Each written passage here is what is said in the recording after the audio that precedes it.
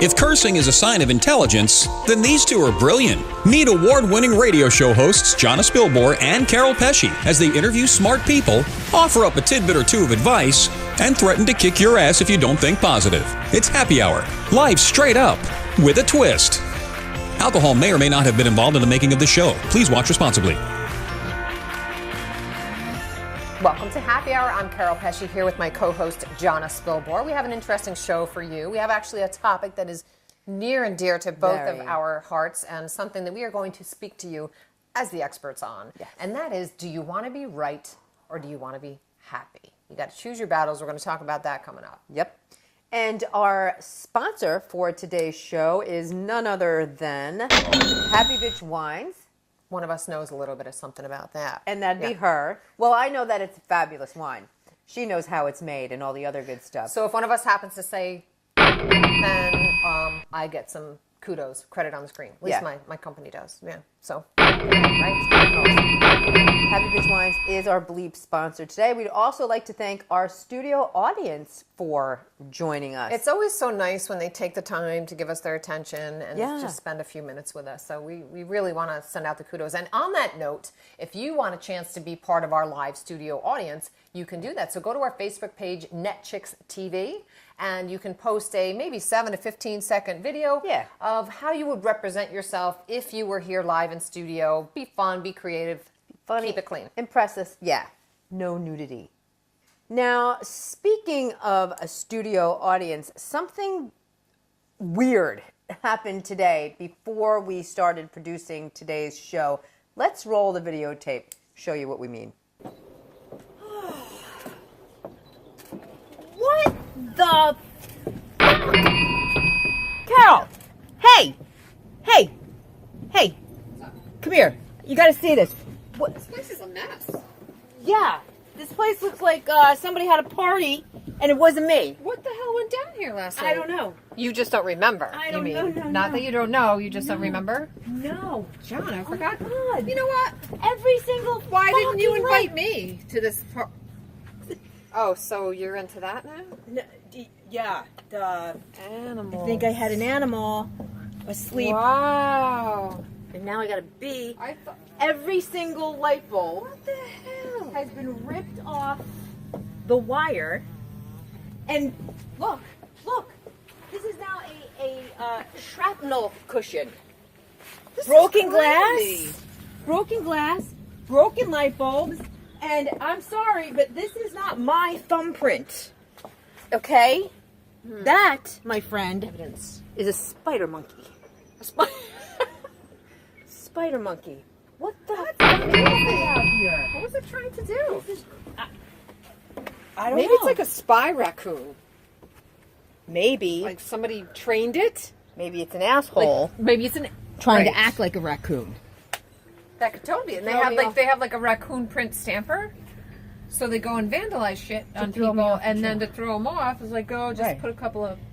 Because listen how genius this is. What the hell? If I go to the police, right, and I go, I've been vandalized.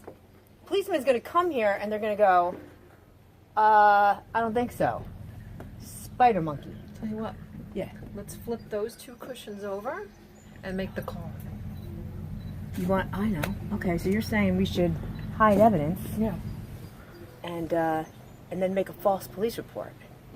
Well, I like that. unless these are really fake coon tracks. No, seriously though, isn't that gross? That's a pissed off raccoon. That's it, but That's gross. think how filthy. Think of this filthy freaking animal. Wow. This is a crime scene.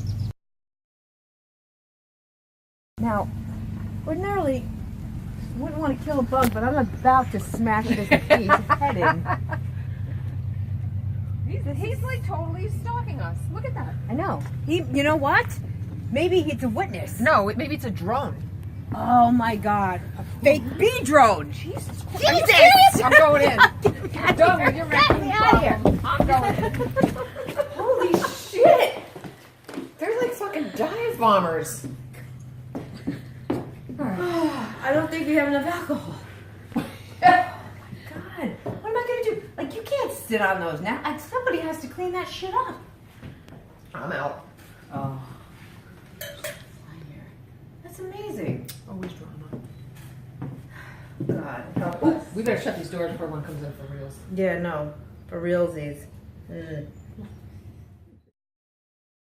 So that must have been an angry fucking raccoon.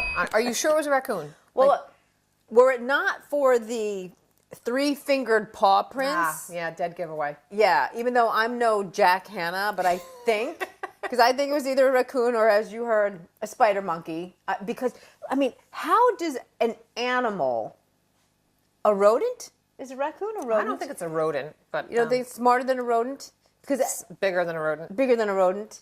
How do they? Smaller than a cheetah. Smaller than a dinosaur, bigger than a mouse. How do they take all of the light bulbs from one area of the deck and then move them to the furniture, where they proceed to smash them into the cushions? You know what I find interesting? So it's a funny theme I'm finding in your life. Like, things around you seem weird shit happens. Yeah, weird shit happens, but they seem to be angry. Like, I remember when you had a little tooth issue and you had some minor oral surgery, the surgeon actually described your gum as being angry. Yeah. And now you know, there's raccoons around in nature, but you get a fucking angry raccoon. One. How does that happen? Yeah, it must follow me around. All right. So speaking of being angry, what we wanted to talk to you today about was, do you want to be right or do you want to be happy? If you get through your adult life without facing some sort of challenge or something that upsets you, you're living in a cave. Yeah. Because it won't happen. You're going to get hurt. People are going to do wrong by you. Stuff's going to go down that you didn't ask for or you didn't deserve. It's just going to happen. So you got to decide to choose your battles, because what is the outcome that you want? So I'll give you a personal example. Okay.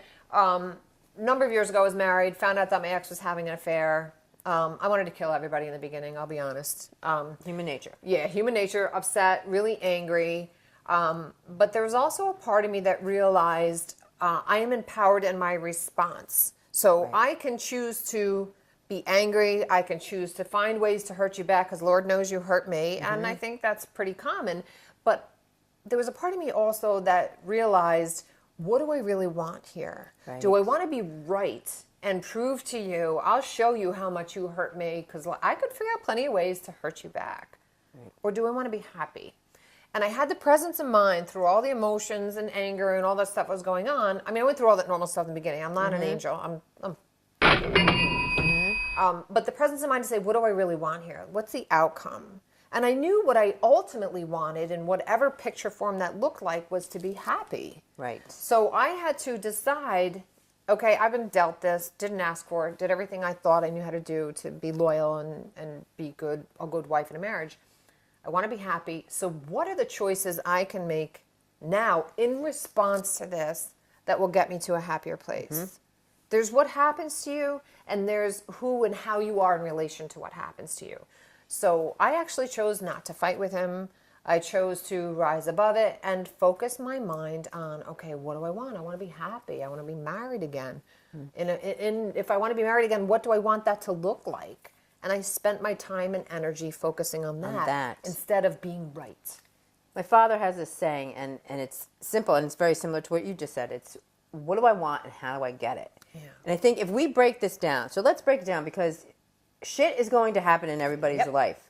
But I think what you just described and what most people don't do, and here's the problem, is you don't analyze the situation from the perspective of, what do I want? You analyze the situation knee-jerkily from the position of, how do I get even? Because I want to do to you what you just did to me. And that's the wrong response. Well, it's the right response if you want to be miserable. It's the wrong response if you want to be happy and move on. And it's what you did is very hard to do. And it's very hard for people to wrap their minds around, because they look at a situation and think that they're either condoning what you did, agreeing with what you did, being weak about what you did, if they're able to let it go and get past it in order to get what they want. And honey buns, it's entirely the opposite. It is. And so, and it's funny that you say that, because I think a lot of people might look at it, well, whoa, she was allowing it, or she let him get away with it. Yeah. And no, I wasn't allowing it. I was choosing happiness. I was choosing to move on. I was choosing to focus my energy on building a new and happy life. Yeah, for you. Me. Right. And so that knee-jerk reaction of hitting back or proving you're right, even so my example that I just gave was a big life event. It was a divorce, but let's break it down, because I would say that many divorces or relationships that don't work out aren't always because one big thing happens. It's because that nitpicking, it's like, oh, I'm going to show you I'm right, and then, oh yeah, that'll get it. But what is it the outcome that you want? Do you want to be right? Do you want to be happy? Do you want that other person to look? Are you ever motivated when somebody proves that you were wrong? I mean, does that make you suddenly want to kiss somebody's ass and be nicer? I love you more now. You self-righteous piece of shit. Yeah, that never happens. It never happened. You got to really focus on what the outcome that it is that you want. And then ask yourself in that moment, okay, I'm about to react here. Something happened, and you know what? They may have kingdom come, and you have every right to be angry, but have that presence of mind to take a pause and say, what's the outcome I want? And is what I'm about to do or say here going to get me closer or further away from that? And here's what I promise you. And I've learned this the hard way, but I've learned it. You will never, ever advance the state of your own life and your own happiness in a positive direction when you take your energy to intentionally hurt another person, even if it's justified. So that's the key. When you're doing the analysis, when you're saying to yourself, what do I want? The answer is never going to be to punish the other person, right? Hurting people hurt. That's not the answer. The correct answer is, how do you want to feel? And you sure as hell don't want to feel hurt and angry and upset and betrayed. You don't want to feel those feelings anymore. So you need to figure out what steps you need to take to get from feeling that way to feeling the way that you want, which is inspired, happy, peaceful, without any stress. Like, I think most people could describe a perfect life would contain all of those elements. And so that's, with that eye on that prize, is how you should move forward. And this kind of ties into it. I'm going to give you a shameless plug because I do think it's related. So Keryl also wrote a book called Happy Bitch, hence the wine, hence the brand. Chapter 4, and there's a little funny backstory very quickly. The backstory is she's got a chapter in the book, chapter 4, and it's about forgiveness. Now, folks, I can hold the grudge. I'm Italian. Like, I could put a hex on you right now, and I not even think twice about it. But when I was reading her book, which is now many years ago, when I got to chapter 4, I didn't understand the concept of forgiveness because, like, for me, it was, why should I let you get away with what you did wrong to me? And over the years, I've studied it, and it's not a sign of weakness at all. In fact, the only person you hurt when you don't forgive, when you glom onto the I need to get even with you mindset, the only person you're truly hurting is yourself. One of my favorite quotes is from Nelson Mandela, and he said, resentment is like drinking poison and then hoping it will kill your enemy. Right. It really is. So it's not about, when you forgive, it's not necessarily about somebody who really fucked you and you're saying, you know what, it's okay. It's fine. You know, stand up for it. And certainly if somebody's really physically hurt you or you need to take legal action or whatever, protect yourself. I'm not talking about that. Right. But when you hold on to that anger and resentment, you are not in a more powerful position. I promise you that. What you are doing is you are giving power away over your emotions to someone else. And it's usually someone else who doesn't deserve it. So when you choose to forgive, you are choosing to say, what I want for me is more important than how I want to hate and hurt you. And look, bottom line, if something happened, it happened. It's in the past. You cannot change it. So hanging on to it is not going to help you. But here's what you can do. Because the crap is going to happen. It's happened to every single one of us, is to start asking new questions. And the new questions are, okay, what good can come from this? What good can I create from this? Because I promise you this, there's nobody who's ever gone on to do anything great. And by great, I don't necessarily mean mansions, which is fine. I have no problem with that. By great, I mean having a positive impact on other people. Nobody's ever done that without having first gone through a challenge. So the challenges feel like they suck. They feel like they're not fair. You don't deserve it. Why me? Why is this happening to me? I get it.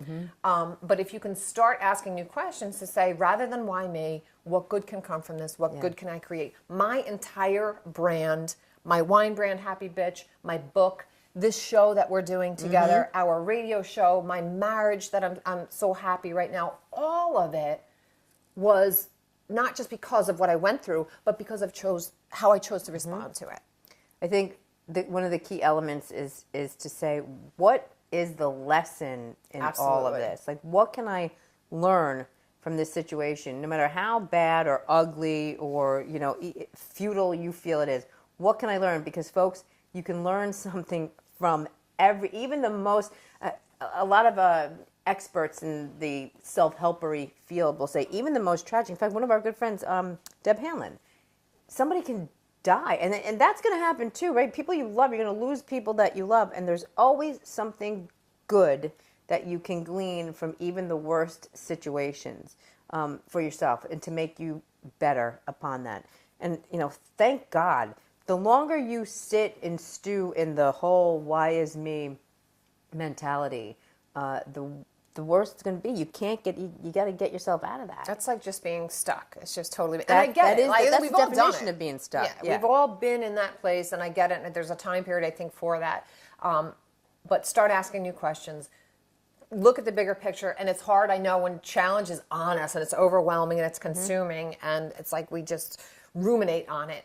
But start saying, okay, how can this serve me? And how can I make a contribution based on what I just went through, what I'm going through, and how can I serve others? It brings it full circle. It brings meaning and purpose to your suffering, and that is the route to getting through challenge and getting to a good, confident, happy place. You can get through challenge. And two thoughts, because again, this keeps coming up with my divorce clientele, because notoriously, when you're going through a divorce, you've hurt him, he's hurt you, and now you both just want to keep hurting each other because you think that's going to allow you to win.